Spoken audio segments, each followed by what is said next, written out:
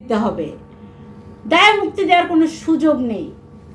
দায় মুক্তি দেওয়ার অর্থই হলো এরা অপরাধ করেছিল, এখন এদের সাজা দেয়া হবে না, তার মানে এরা অপরাধী। আজকে আপনারা দায় মুক্তি বিল পাশ করলেও একদিন না একদিন এদেরকে ফাঁসির কাষ্ঠে ঝুলাতে হবে, কারণ এরা দেশদ্রোহিতা করেছে, এরা ইতিহাসের সাথে বাটপারি করেছে, এরা আমার মুক্তিযোদ্ধাদেরকে বলে গাদ্দার। সংসদটাকে এখন এরা যাত্রাপালা বানিয়ে ফেলেছে। এক রাজাকারের সন্তান, সে বছরের পর বছর আত্মগোপনে ছিল, সেই আরমান সাহেব আত্মগোপনে থাকার পরে হুট করে উদয় হয়ে 5ই আগস্টের পরে এসে বলে যে তাকে আয়না ঘরে রাখা হয়েছিল। সে নাকি আয়না ঘরে টিকটিকি, পিঁপড়া এদের সাথে গল্প করে কাটাতো। আয়নাঘর যখন পরিদর্শন করাতে নিয়ে গেল, এক বিদেশি নাকি তিনি জড়িয়ে ধরে এমন আলিঙ্গন করে কাঁদতেই থাকলেন। তখন তো বুঝাই গেল যে ওই যে জামাতের শফিক যে বিদেশিদেরকে পিছে থেকে জড়িয়ে ধরেছিল, আরে আরমান ওই বিদেশি নাকি সামনে থেকে জড়িয়ে ধরেছে। আয়নাঘর দেখাতে গিয়ে নিজেই জড়িয়ে পড়েছেন ওই বিদেশির সাথে। এই হলো এদের অবস্থা। এই আরমান সাহেব যেই লুঙ্গি, যেই গেঞ্জি, যেই গামছা পরে আয়নাঘরে ছিলেন, সেই লুঙ্গি, গেঞ্জি, পোশাক ধ্বংস করে ফেলার মধ্য দিয়ে প্রমাণিত হয়েছে যে তিনি আসলে নিজেকে আত্মগোপনে রেখেছিলেন।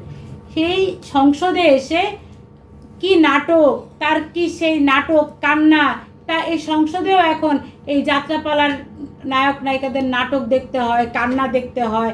স্পিকারকে বলে ভাই, সংসদের মতো জায়গায় স্পিকারকে বলে ভাই, স্পিকার বলে বন্ধু। হ্যাঁ, এই সংসদের মতো জায়গায় জাতীয় সঙ্গীত বাজে, এরা উঠে দাঁড়ায় না।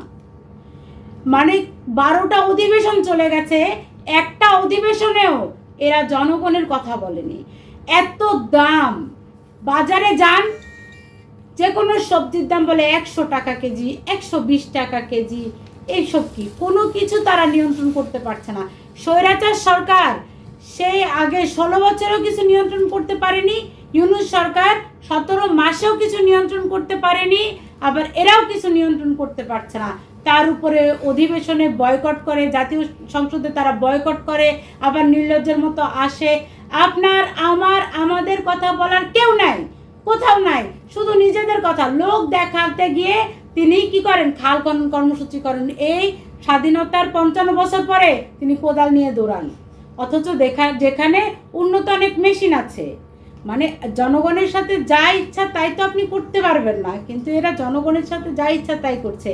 মানে বিএনপির পা ধরে টানাটানি করছে জামাত শিবির। বিএনপি নামলে ওরা এখন ক্ষমতার মসনদে গিয়ে বসবে। যারা বাংলাদেশটাই চাইলো না, তারা বাংলাদেশটাকে গিলে খাওয়ার একটা ভয়াবহ পায়তারা করছে। জুলাই একটা ভয়াবহ ষড়যন্ত্রের নাম। কেন জানেন? কারণ এই জুলাইতে যে প্রথম শহীদ হয়েছে এরা দাবি করে, সেই আবু সাঈদের যে মৃত্যু, সেই মৃত্যু রহস্যময়।